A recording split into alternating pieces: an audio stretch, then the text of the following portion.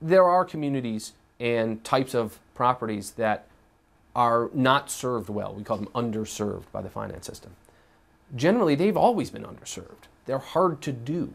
When we're in a situation like we are now, where there's been a retreat of capital, where housing values have fallen, where the economy has slowed down, they get even harder to do. So examples of these are smaller properties, especially with 25 apartments or fewer, even down to the sort of 6 to 10 range. Gets very complicated to do because you have to do as a lender, as a developer, pretty much all the same work that you'd have to do for a big 100-unit or 200-unit project.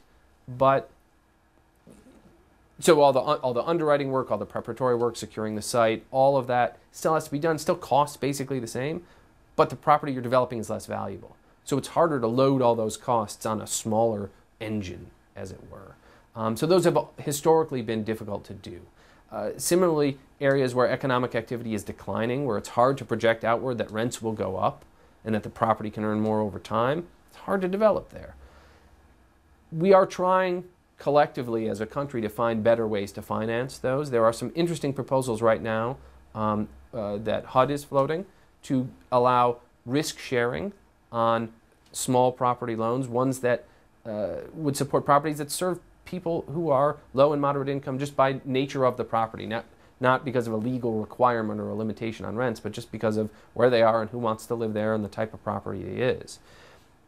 These are areas we need to explore and develop more. We haven't cracked this nut. We haven't figured out how to sustainably finance small properties or properties in areas of declining economic prospects, just because it's hard to do. We've made some starts, and the way to allow us to help to solve that, the way to allow federal agencies and private energy to focus on that, is to have a robust federal presence.